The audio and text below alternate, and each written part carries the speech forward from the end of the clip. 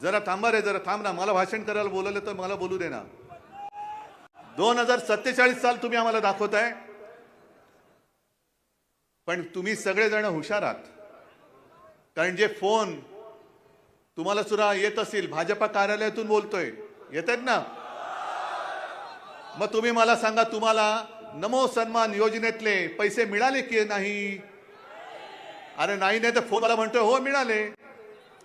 पण त्याच्या पुढचं असं आहे की तुमच्यासारख्याच काही कोटी लोकांना याचा लाभ मिळालाय, मग तुम्ही भाजपला परत मतदान करणार का?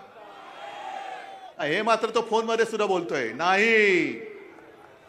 आणि तो पुढे विचारतोय काय म्हणून करू मतदान? माझ्या सोयाबीनला जो भाव मिळत होता महाविकास आघाडीच्या काळात तो कमी झालेला आहे, कापसाचा भाव कमी झालेला आहे, माझं उत्पन्न तुम्ही दुप्पट करणार होतात, शेतमालाला दुप्पट उत्पन्न तुम्हाला देणार होते, ते उत्पन्न दुप्पट नाही झालेलं. अवकाळी येतोय, कधी दुष्काळ येतोय, कर्जाचा डोंगर माझ्या डोक्यावरती चढतोय. काय म्हणून मी तुम्हाला मत देऊ हे मला सांगा.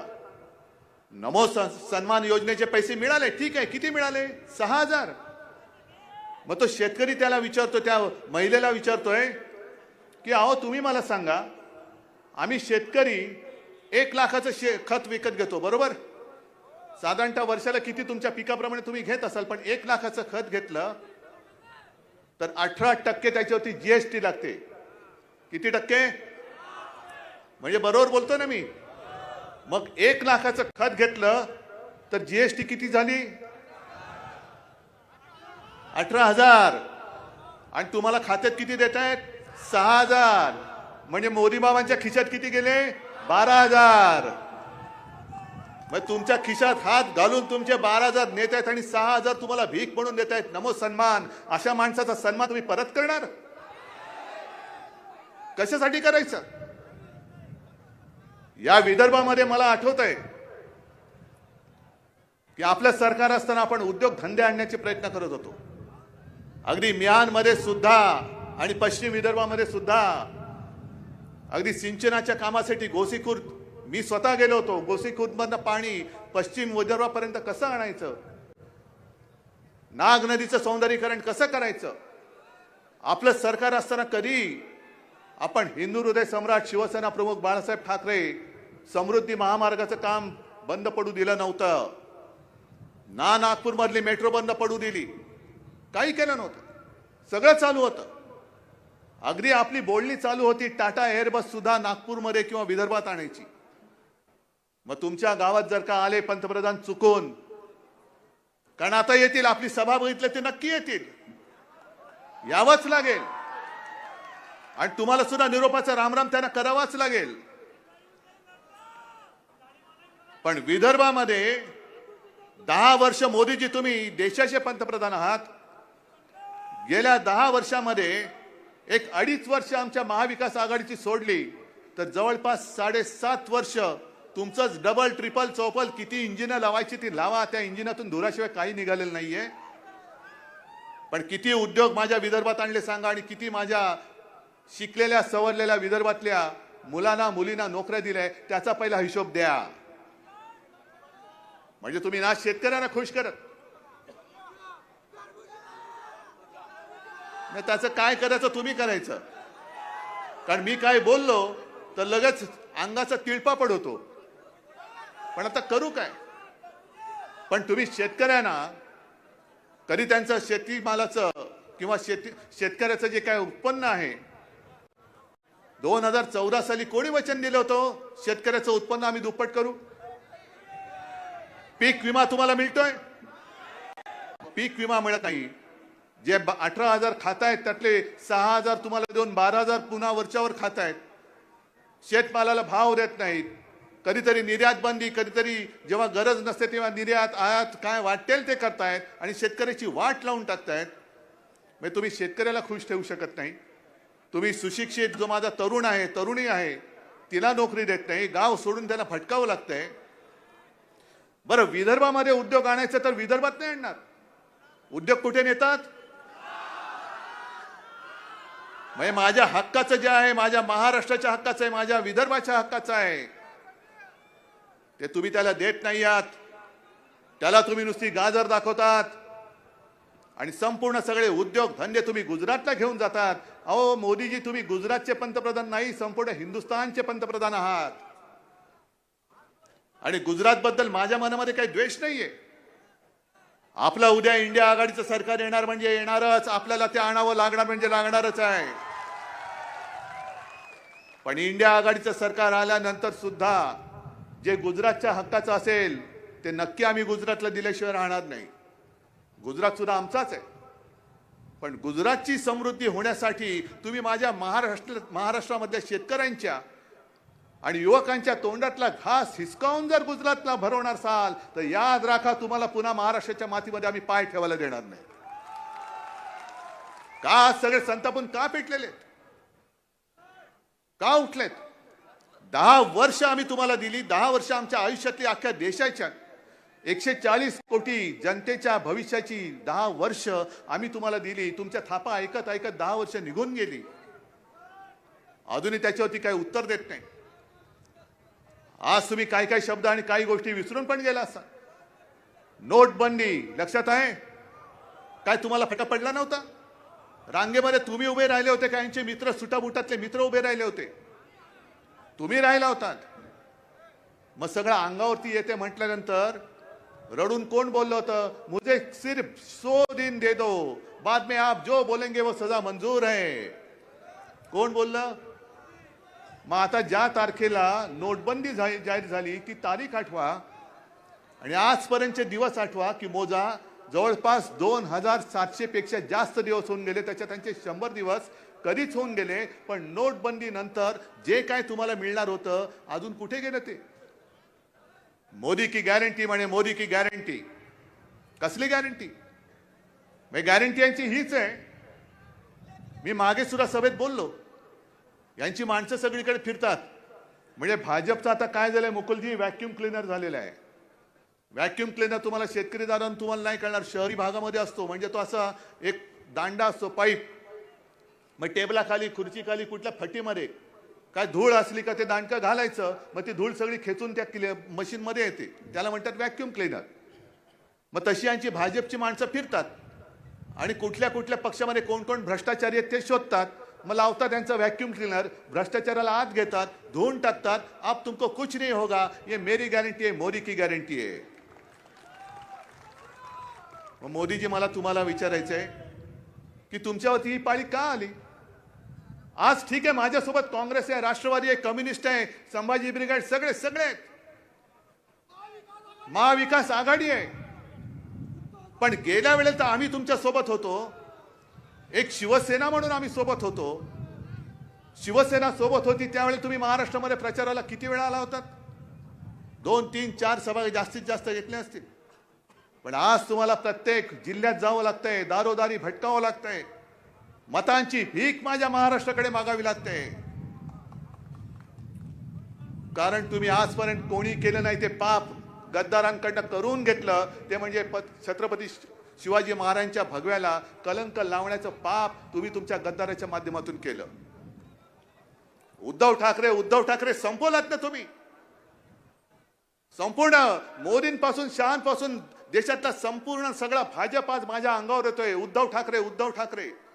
अरे एक साधा माणूस त्याचा पक्ष चोरला, त्याचं चिन्ह चोरलं, वडील चोरायचा प्रयत्न केलात, पण अजून जनता तुमच्या सोबत येत नाही. त्याला मी काय करू? तुमचं पाप आहे ते. संपवताय ना उद्धव ठाकरेला? संपलाय ना उद्धव ठाकरे? मग का महाराष्ट्रामध्ये येत आहे? सोडून द्या. नकली शिवसेना म्हणे माझी नकली शिवसेना. ही बघा, नकली शिवसेनेचा असली दणका तुम्हाला येत्या निवडणुकीत दाखवतो. ही नकली शिवसेना म्हणता या देशभक्तांना आणि हे जे भगवे आहेत याच शिवसैनिकांनी. मोदीजी, तुम्हाला गेल्या वेळेला एकदा नाही 2 वेळा पंतप्रधान पदी बसवण्यासाठी मरमर मेहनत केली होती, घाम गाळला होता, कष्ट केले होते, उन्हातानाची पर्वा केली नव्हती आणि सरळ आज तुम्ही त्यांना नकली हिणून देता. अरे नकली शिवसेना म्हणाला ती काय तुमची डिग्री आहे? तुमची डिग्री वाटली तुम्हाला की काही दाखवलं तरी चालेल? पण एक तर यांचा महाराष्ट्राशी काही संबंध नाही. आणि महाराष्ट्रामध्ये ज्यांनी छत्रपती शिवाजी महाराजांचा झेंडा हातामध्ये घेतलाय त्या शिवरायाच्या मावळ्याला तुम्ही नकली म्हणता. मोदीजी, तुम्हाला ह्याची किंमत या निवडणुकीत महाराष्ट्र तुमची जागा राखून दिल्याशिवाय राहणार नाही. आज आणखीन एका गोष्टीसाठी मी पत्रकार परिषद घेतली, बघितले का तुम्ही? काय विषय होता? जरा बोला ना जोरात, जोरात द्या घोषणा, जोरात. बरोबर ना? हे भवानी माता आणि शिवाजी महाराज आपल्या हृदयातून कोणी काढू शकता? अरे तुमच्या 700 पिढ्या उतरल्या तरी माझ्या महाराष्ट्राच्या हृदयामध्ये जे छत्रपती शिवाजी महाराज आणि भवानी माता बसलेली आहे, तिला तुम्ही 700 पिढ्या उतरल्या तुमच्या तरी तुम्ही काढू शकणार नाही. हे जे गाणं आज तुम्हाला ऐकवलं, मशालीचं गाणं, मशाल गीत, काय आम्ही घोड मारले तुमचं? आम्ही बोलणार जय भवानी जय शिवाजी. मी आज सुद्धा बोलतो, उद्या सुद्धा बोलतोय. निवडणूक आयोगामध्ये हिंमत असेल तर माझ्यावरती कारवाई करून दाखवा. तुम्ही जय श्रीराम म्हणता, आम्ही सुद्धा जय श्रीराम म्हणतो. तुम्ही तिकडे कर्नाटकामध्ये बजरंग बली की जय बोलून मतदान करा म्हणता. अमित शहा तिकडे मध्य प्रदेशमध्ये. तुम्ही जर का आमचं सरकार बनवलं तर तुम्हाला रामललाचं दर्शन मोफत देऊ म्हणता. आम्ही तसं बोललोय, पण आम्ही आमच्या भवानी मातेचा गजर केला. कारण भवानी माता आमच्या महाराष्ट्राचं कुलदैवत आहे, छत्रपतींचं कुलदैवत.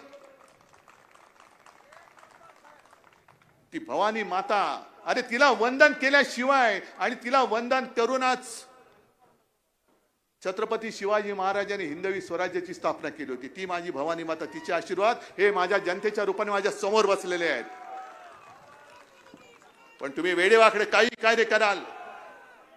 एक तर तुम्ही म्हणजे निवडणूक आयोग, तुम्ही माझं नाव, शिवसेनेचं नाव गद्दारानं दिलं, माझं चिन्ह त्यांना दिलं.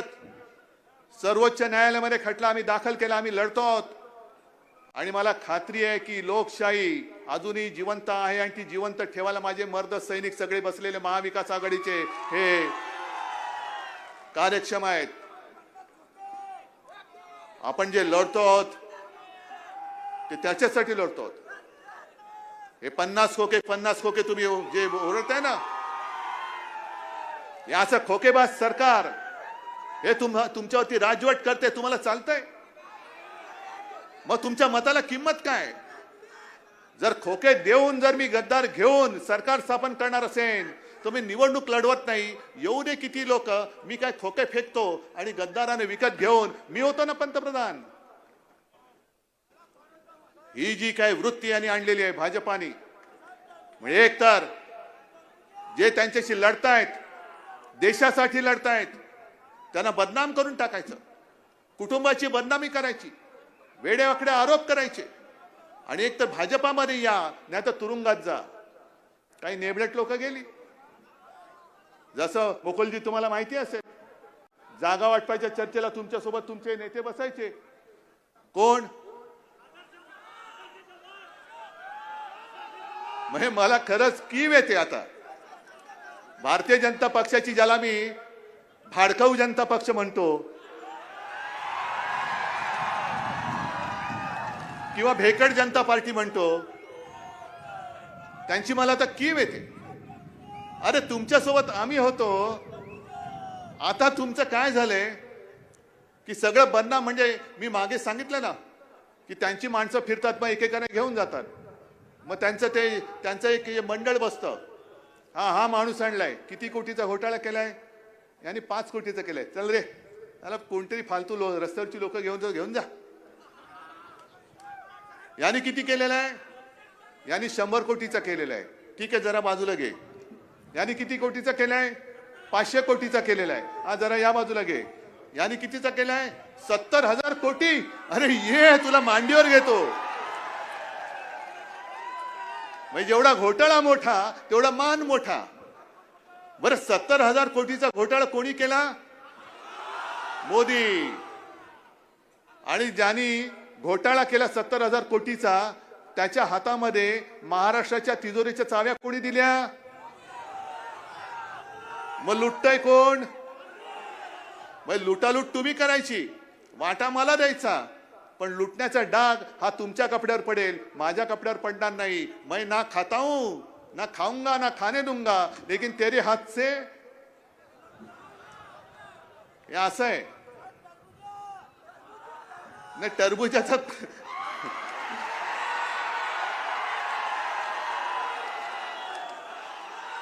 अरे मी तुम्ही टरबूज बोलला म्हणून मी टरबूज बोललो, पण मला कोणाबद्दल बोलताय ते माहिती नाहीये बाबा. मी मागे ज्याला फडतूस बोललो होतो तो मी कलंक बोललो होतो ना, काल पण काहीतरी बोललो तोच का? अरे एवढं माहिती तर मी कशाला बोलू, तुम्हीच बघा ना त्याचं काय ते. ही सगळी वृत्ती जी आहे ना, यांच्या बरोबर त्यांचं जे काय म्हणतायत, ही नीती ही देशाला खड्ड्यात घालणारी नीती आहे. ठीक आहे, या निवडणुकीमध्ये धार्मिक प्रचार आम्ही करत नाही, पण तुम्ही जे काही करता आहात ते देशाला खड्ड्यात घालणार आहे. मी गाडीतून उतरताना एक वक्ता कोण बोलत होते ते, मुकुलजी तुम्ही पण बोललात, अरविंद केजरीवालला अटक केली, हेमंत सोरेनना अटक केली. मग तुमच्याकडे जे आले होते आमच्या पलीकडच्या ज्या खासदार ताई, त्यांच्यावरची चौकशी का थांबली? त्यांच्यावरची चौकशी का थांबली? मला मोदीजींना सांगायचं आहे, मोदीजी जरा थांबा. मोदीजी, तुम्ही जे भ्रष्टाचार म्हणून सगळीकडे गावोगावी ओरडत फिरतात, तुम्हाला ज्या आमच्या गद्दारताईंनी राखी बांधली, ती राखी बांधणारी तुमच्या पक्षात का आली? आणि दुसरी एक म्हण आहे की हातच्या कंकणाला आरसा कशाला, तर तुमच्या हातात जी राखी बांधले ना, तीच तुम्हाला भ्रष्टाचाराचा आरसा दाखवते. मग तिच्यावरची चौकशी बंद. पण केजरीवाल तुमच्याकडे येत नाहीत, हेमंत सोरेन तुमचं ऐकत नाहीत, संजय राऊत तुमचं ऐकत नाही, म्हणून तुम्ही त्याला तुरुंगात टाकणार. तुमच्याकडे आल्यानंतर सगळ्यांना सगळं काय ते दिवाळीत लावतात ना, उठणं बिटणं घालून, स्वतः दुधाची आंघोळ घालून आपल्या बाजूला बसवायचं.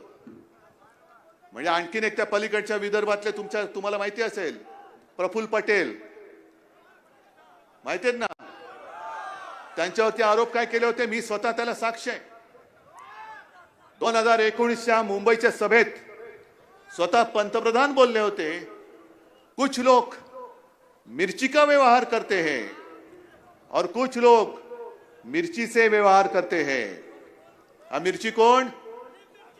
इक्बाल मिर्ची, जो दाऊदचा हस्ताक. म्हणजे इक्बाल मिर्ची बरोबर ज्यांनी व्यवहार केला त्या प्रफुल्ल पटेलांवरती तुम्ही आरोप केले. पण तुमच्याकडे आल्यानंतर तुम्ही ज्या विमान खरेदीच्या घोटाळ्यावर आरोप केले होते त्याच्यात क्लीन चिट देऊन टाकली. आणि मिर्ची बरोबर व्यवहार केलेला प्रफुल्ल पटेल, तुम्ही ज्या जनतेसमोर त्याच्यावरती आरोप केले त्या जनतेसमोर तुम्ही त्याला गळ्याभर मिठी मारताय. पंतप्रधानजी, नेमका तुमचा खरा चेहरा कोणता तेच आम्हाला कळत नाहीये, खरंच कळत नाहीये.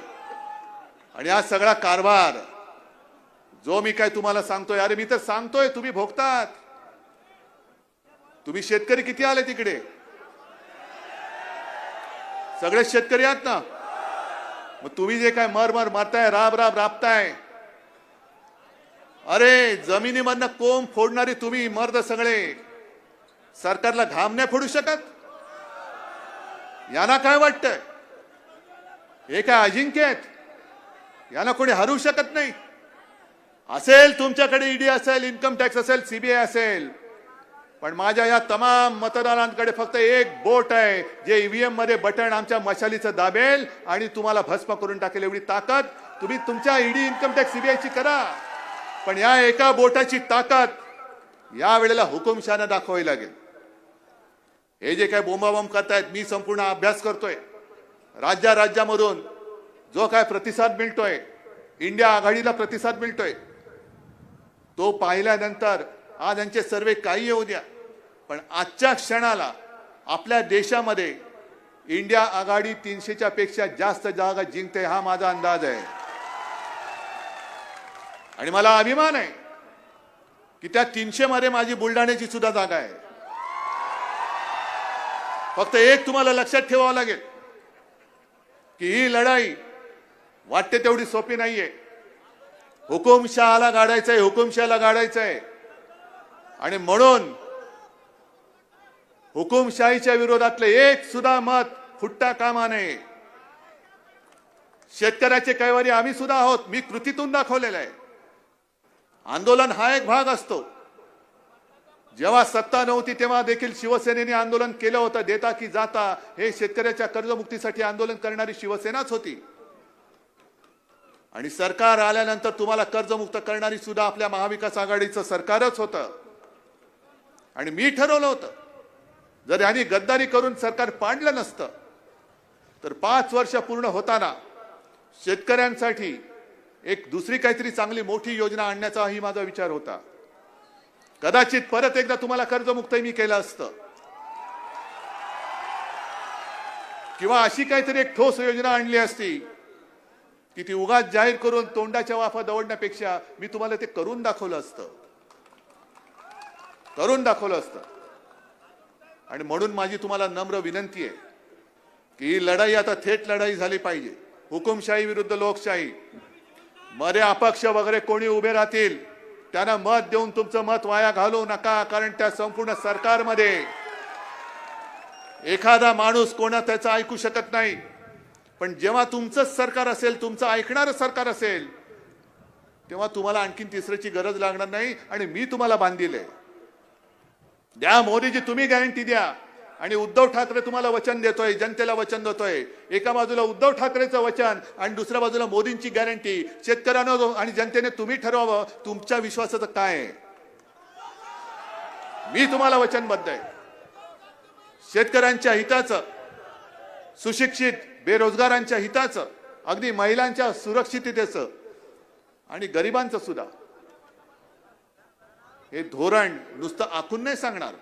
तर आपलं इंडिया आघाडीचं सरकार आल्यानंतर त्या सरकारकडनं महाराष्ट्रामध्ये मी करून घेतल्याशिवाय राहणार नाही, हे मी तुम्हाला वचन देतोय. मग तुम्ही निर्णय घेतलाय पक्का? निशाणी काय नक्की? हा बुलढाणा इकडे मशाल आहे, अकोल्यात काय, अमरावती, यवतमाळ, सगळीकडेच जिथे जिथे आपल्या महाविकास आघाडीचे उमेदवार उभे आहेत, शिवसेनेचा आहे त्याचं मशाल आहे, काँग्रेस आहे त्याचा हात आहे, आणि राष्ट्रवादीचा आहे त्याच्यात तुतारी आहे. म्हणजे हातामध्ये मशाल घेऊन विजयाची तुतारी आपल्याला फुंकायची आहे. आणि मला खात्री आहे की नरेंद्रजी हे सगळे आपले मित्र, मला सगळ्यांना खास धन्यवाद द्यायचे. कारण शेळकेताई तुम्ही, खेडकरताई तुम्ही सुद्धा इच्छुक होतात. पण त्यांच्याशी मी बोलल्यानंतर, या ना इकडे या सगळे या यांनी पण इच्छा व्यक्त केली होती. पण हुकुमशाही गाडण्यासाठी मी जो त्यांना शब्द दिला त्याच्यावरती विश्वास ठेवून त्यांनी नुसती माघार नाहीच घेतली, महाविकास आघाडीचा उमेदवार जिंकून आणण्यासाठी पुढाकार घेतलेला आहे. म्हणून तुम्हाला दोन्ही तिन्ही ताईंना मनापासून धन्यवाद देतोय. आणि खेडेकरजी, तुम्ही उमेदवार आहात, पण तुम्ही मला सांगायचं किती लाखाच्या मताधिक्याने त्याने निवडून देणार. गद्दाराचं डिपॉझिट जप्त करून आलं पाहिजे, देणार निवडून. सगळ्यांना लाख लाख धन्यवाद देतो आणि आपली रजा घेतो. जय हिंद, जय महाराष्ट्र.